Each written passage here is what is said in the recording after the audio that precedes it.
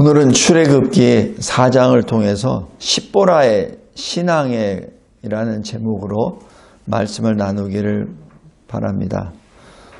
여기 설교 요약을 잠깐 보시면서 보겠습니다.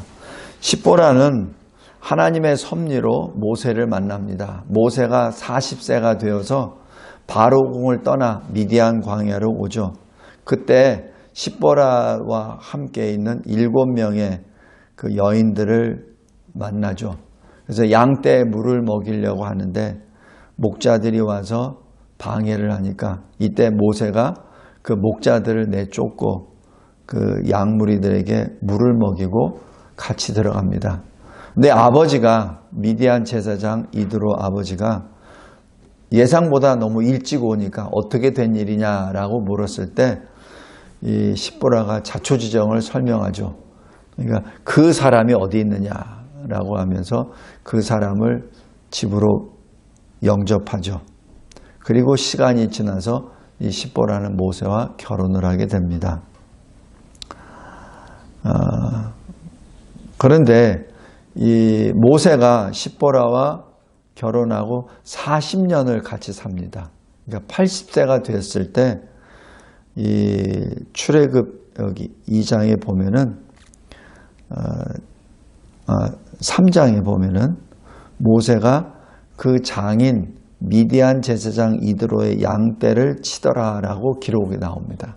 그러면서 하나님의 산 호렙산에 이르게 되죠. 우리가 이 야곱을 생각해 보았을 때 야곱은 20년도 채 안 돼서 거부가 됩니다. 물론 앞에 부분에는 그 삼촌에게 사실 그 속임수를 당하지만 나중에 가정을 이루어야 되겠다라는 그 믿음과 또 하나님께 기도함으로 인해서 진짜 그 큰 가족을 이끌고 나오죠.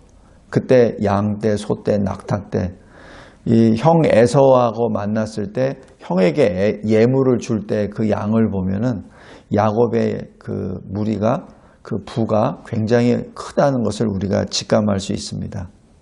그런데 이 모세는 40년이 지날 때까지 자기 양이 한 마리도 없습니다. 그러니까 출애굽 3장 1절에 장인 이드로의 양떼를 치더니라고 기록합니다. 오늘 이 말씀을 통해서 모세의 어떤 신앙을 한번 보겠습니다.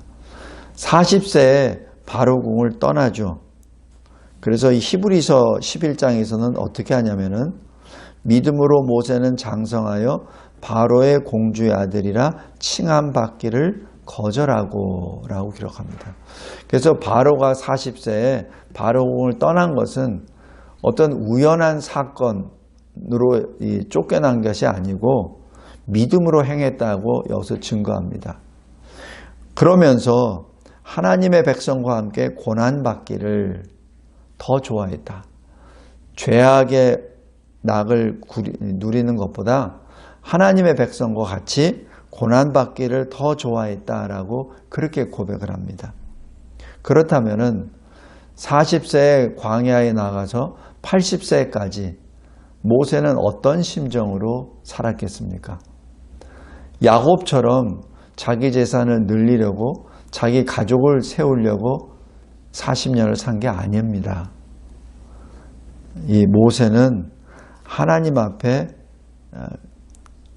기도하며 살았던, 그리고 하나님이 주신 그 언약, 창세기 15장 그 말씀, 이 아브라함을 통해서 받은 그 언약을 마음에 새기고 있었던 바로 그 사람이 아니었나 봅니다. 창세기 15장에 내 자손이 이방에서 객이 되어 그들을 섬기겠고 400년 동안 내 자손을 그들이 괴롭힐 것이다. 그런데 내가 그들을 징벌하고 그 후에 내 자손이 큰 재물을 이끌고 나오리라 하는 이 말씀. 이 하나님이 아브라함에게 주시는 그 횃불 언약의 그 말씀을 지금 모세는 그대로 그것을 간직하고 지금 하나님께 기도하지 않았나 생각이 듭니다. 그렇기 때문에 두 아들의 이름을 하나는 게르솜, 나그네라 하고 둘째는 엘리에셀, 나의 하나님은 나의 도움이라는 그 이름을 주시죠.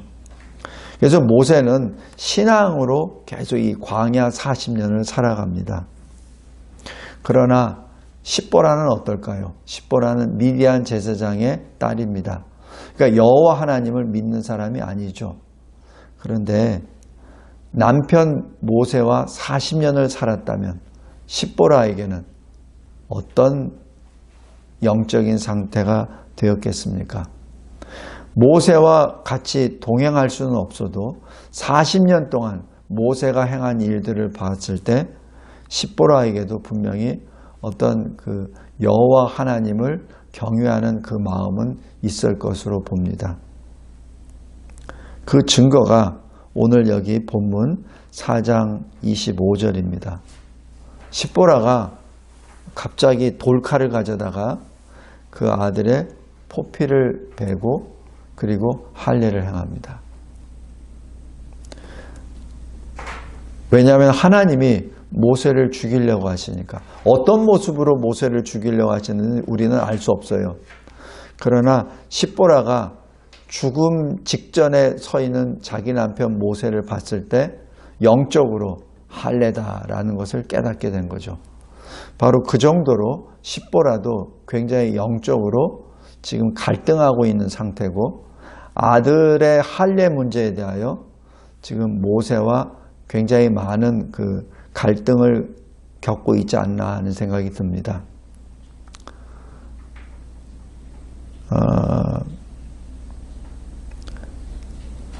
그리고 이 모세의 영적 상태를 보면은 출애굽 3장에 보면은 하나님의 산 호렙에 이르렀을 때 불은 붙었는데 사라지지 않는 떨기나무를 바라보고 그때 모세가 가까이 나가죠. 그때 모세야 모세야 이렇게 부르실 때 모세가 내가 여기 있나이다 라고 대답을 합니다. 전에 제가 창세기 22장에 아브라함이 자기 독자 이삭을 잡으려고 할 때 그때 아브라함아 아브라함아 라고 불렀을 때 내가 여기 있나이다 라고 하는 그 대답, 그 대답은 기도하는 자만이 대답할 수 있는 내용입니다. 창세기 12장, 15장, 17장, 19장 계속 나오면서 아브라함이 하나님과 독대하고 하나님으로부터 말씀을 받을 때가 있는데 그 어디에도 내가 여기 있나이다 라고 대답하는 장면은 없습니다. 창세기 22장에 가서야 독자 이삭을 번제로 드리는 그 순간에 아브라함이 그 대답을 하죠. 우리 오늘 말씀 보면서 모세가 그냥 단순히 40세에 미디안 광야에 가서 80세가 될 때까지 아무 생각 없이 그냥 양떼만, 자기 장인 양떼만 친 것이 결코 아닙니다. 40년 동안 하나님 앞에 연단도 받고 하나님 앞에 부르짖으며 기도도 하고 또 하나님께서 주신 언약의 말씀을 다시 상고하며 주님 어느 때이옵나이까? 언제 되어야 저 애굽에 있는 하나님의 백성들을 구원해 냅니까? 라는 아마 그 간절한 기도를 하지 않았나 생각이 듭니다. 그래서 모세야 모세야 불렀을 때 내가 여기 있나이다 라는 그 부르짖음을 모세가 할 수 있는 것이죠. 이 모세가 그럼에도 불구하고 80세가 돼서 하나님의 소명과 사명을 받고 이제 애굽으로 갑니다. 근데 애굽으로 갈 때 우리 모세의 신앙 이 현주소를 여기서 언뜻 볼 수 있습니다. 애굽으로 떠날 때 장인 이드로에게 뭐라고 하냐면 하나님이 자기에게 주신 사명을 전하지 않습니다. 그러지 않고 출애굽 4장 18절에 애굽에 있는 형제들이 아직 살아있는지 알아보려고 가겠다라고 합니다. 출애굽의 그 역사를 언급 안 합니다. 여러 가지 이유가 있겠죠. 그러나 여러 가지 이유가 있으나 그러나 이것이 모세의 당시 신앙 상태입니다. 하나님께서 주신 사명을 온전히 자기 것으로 받지 못했고 아직도 반신반의하면서 가지 않았는 생각이 듭니다. 또 그러한 그 이유 중에 하나가 갈 때 애굽으로 갈 때 처자를 데리고 갑니다. 처자를 데리고 갑니다. 지금 애굽에서 이 구원을 해내야 되는 이스라엘 백성들을 생각할 때 아내와 아들들을 데려갈 수 있는 여유가 있을까? 그래서 이 모세는 아직까지도 그 출애굽의 무게를 온전히 깨닫지 못하고 가고 있었죠. 그랬을 때 이 할례 문제에 관하여 하나님께서 정식으로 묻습니다. 어찌 보면 책망이라고도 할 수 있죠. 네가 하나님의 백성을 구원해낸다면서 내 아들 할례 문제도 해결하지 못한 상태에서 어떻게 이스라엘을 출애굽하겠냐는 얘기죠. 너 자신의 가정 문제조차도 해결하지 못했는데 네 아들의 할례 문제까지도 너의 아내 십보라와 갈등 관계에 있어서 아직도 해결하지 못한 상태에서 네가 어떻게 이스라엘을 애굽에서 구원해낼 수 있냐는 얘기죠. 굉장히 우리들에게 주시는 말씀이 굉장히 무겁습니다. 우리는 나만 어떻게 믿으면 되지라고 생각합니다. 구원은 각자 하나님과 1대1이니까 라고 말할 수 있죠. 그런데 나의 직접 되는 내 가족, 내 배우자, 내 자녀 이런 사람들에 대하여 구원의 문제가 해결되지 않은 것은 사실 그 본인의 신앙의 상태에 다시 한번 점검하라는 하나님의 사인입니다. 물론 구원의 문제는 하나님과 1대1 문제입니다. 그러나 그 사람이 내 사랑하는 자녀가 될 수도 있고 내 사랑하는 남편이나 아내가 된다면 내 부모가 된다면 그것은 문제가 달라집니다. 여기 하나님께서 모세에게 엄중하게 묻습니다. 네 아내 십보라하고의 신앙까지도 제대로 행하지 못하면서 내 아내마저도 영의 길로 하나님의 길로 인도하지 못하면서 어떻게 네가 애굽에 있는 이스라엘 백성들을 이끌어내겠냐는 얘기죠. 여기서 영적으로 십보라가 아마 눈을 크게 뜨지 않았나 생각이 듭니다. 그래서 바로 그 자리에서 그 아들을 할례시키죠. 창세기 17장에 할례 언약이 있습니다. 너희 중 남자는 다 할례를 받으라. 너희는 포피를 베라. 이는 내 언약이니라. 바로 이 십보라는 하나님이 아브라함을 통해서 주신 이 할례 언약을 알고 있다는 얘기예요. 그리고 이 할례 언약에 대해서 모세와 상당히 신앙적인 이슈로 아마 40년을 결혼 생활하면서 이 문제에 가지고 굉장히 씨름했던 것으로 추정이 됩니다. 그러니까 하나님이 남편을 죽이려고 하실 때 바로 돌칼을 들고 할례를 행하죠.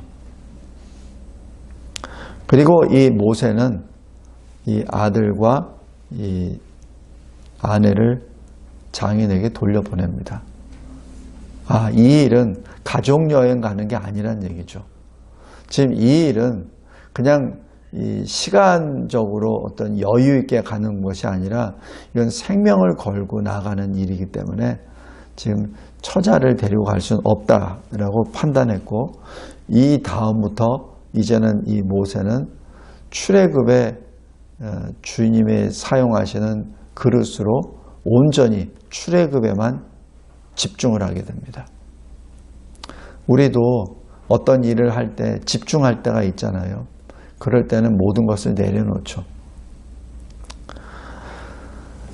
여기서 오늘 우리가 보고자 하는 십보라의 신앙에 대해서 한번 보겠습니다. 십보라는 이 모세의 말에 순종하며 자기 아버지에게로 돌아가죠. 그 자녀, 이 아들들을 데리고 돌아갑니다. 그리고 나중에 출애굽 18장에 출애굽을 다 마치고 난 다음 광야 행진을 하는 그 과정에서 아버지 이드로와 같이 모세를 찾아옵니다. 여기서 우리가 이 십보라의 신앙을 보겠습니다. 십보라에 대한 언급은 출애굽 18장에만 언급되고 그 다음에는 언급이 없습니다. 이 얘기는 하나님의 눈앞에서 거슬리는 것이 없다는 것을 의미합니다. 모세가 출애굽하고 40년 동안 광야 행진할 동안 십보라는 어디에 있었을까요? 기록이 되지 않는다는 얘기는 지금 모세와 함께 계속 묵묵히 모세와 동행하고 있다는 증거가 아닙니까?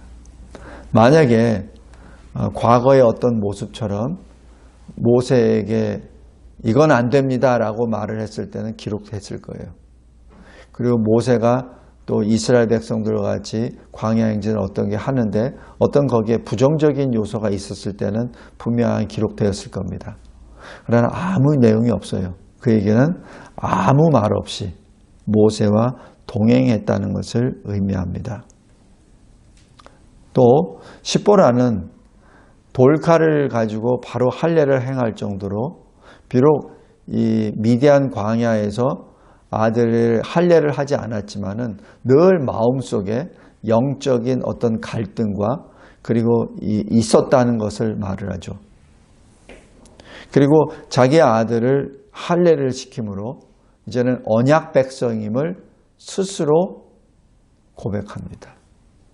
내가 미디안의 여인이지만 이제는 나는 모세와 함께 행하는 히브리 사람, 이스라엘 사람이라는 것을 거기서 증언하는 것이죠.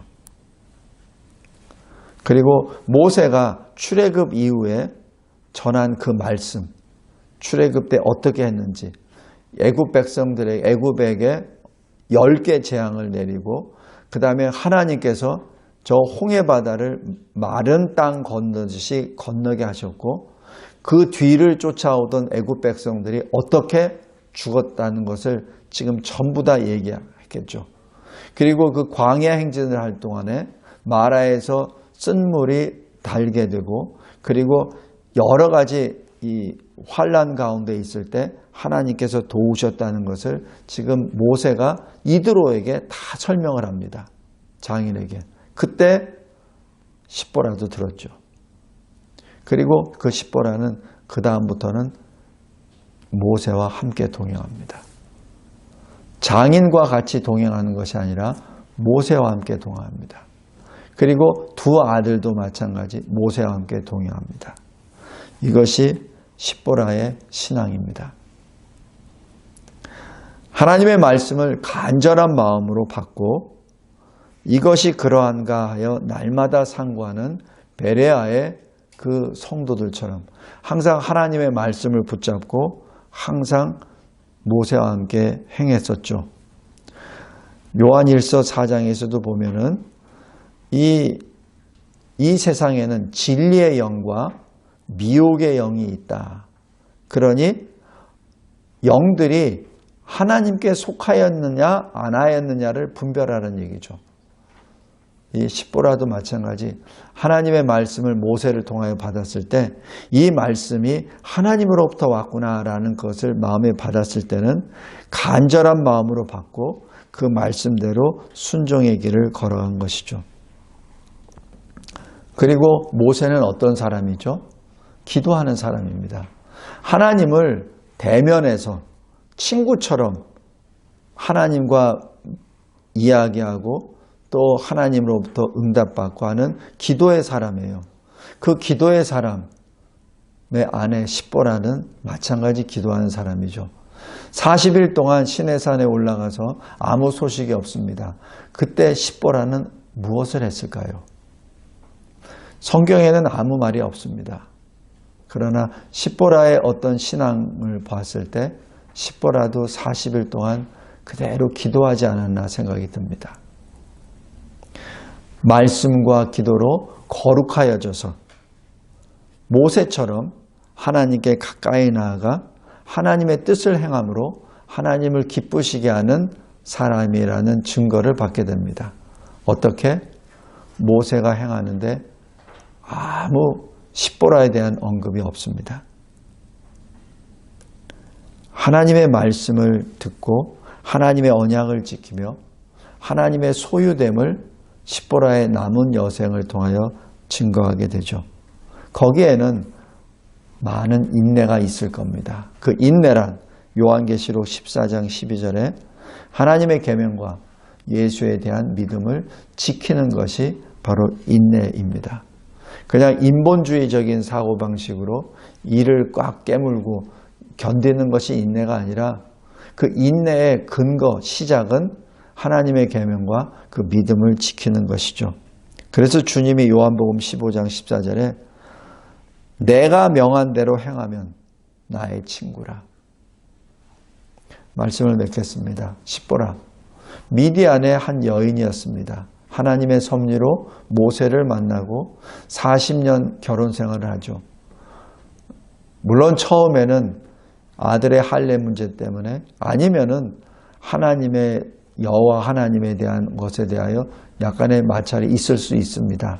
그러나 모세가 죽음 앞에 섰을 때 다시 이스라엘 사람으로 그때 하나님 앞에 서원하고 자기 아들을 하나님 앞에 드리는 그 할례를 통해서 나머지 40년 광야인진 동안에 십보라는 모세와 함께 동행합니다.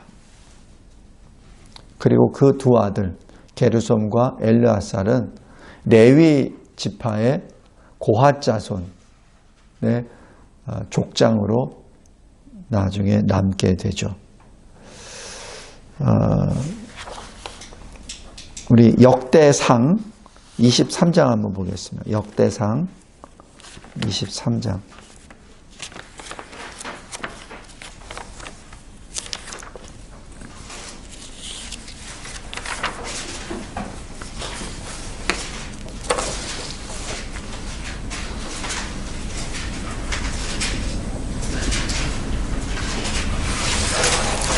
역대상 23장 15절 보면은 이렇게 기록합니다.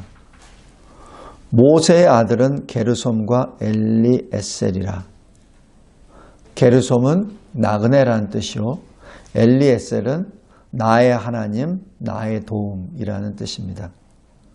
게르솜의 아들 중에 스부엘이 우두머리가 되었고 엘리에셀의 아들들은 우두머리 르하바라. 이렇게 기록합니다. 엘리에셀에게 그 이외에는 다른 아들이 없고 르하바의 아들들은 심이 많았으며 라고 기록합니다. 모세의 아들들은 아론의 아들들처럼 제사장의 직분을 하거나 그런 것은 하지 않았습니다. 그러나 아주 은밀하게 신앙의 그 계보를 계속해서 유지하면서 모세의 두 아들로 그리고 이 레위 사람으로 그 남게 됩니다. 여기에 이 모세의 아내 십보라의 신앙이 있습니다. 우리도 마찬가지. 어떤 사람은 이 시대에 굉장히 큰 이름을 내며 하나님 나라의 일을 합니다. 그러나 많은 대다수의 사람들은 세상 사람들이 알지 못하지만 그러나 하나님의 나라를 행하죠. 세상 사람들은 잘 모를 수 있습니다. 그러나 하나님은 아십니다. 기도하겠습니다. 하나님 감사하고 감사합니다. 이 역사, 이 하나님 말씀에 기록되어 있는 많은 이 하나님의 사람들 가운데 그 십보라의 신앙을 봅니다. 별 표현도 없지만은 그러나 십보라의 그 신앙을 통해서 모세의 아들들이 신앙의 바통을 잡고 끝까지 나아가는 모습을 목도합니다. 우리들의 삶이 늘 하나님 앞에 존귀하게 되고 하나님이 기억하는 우리의 이름, 우리의 여로가 되게 하옵소서. 예수 그리스도의 이름으로 기도드리옵나이다. 아멘.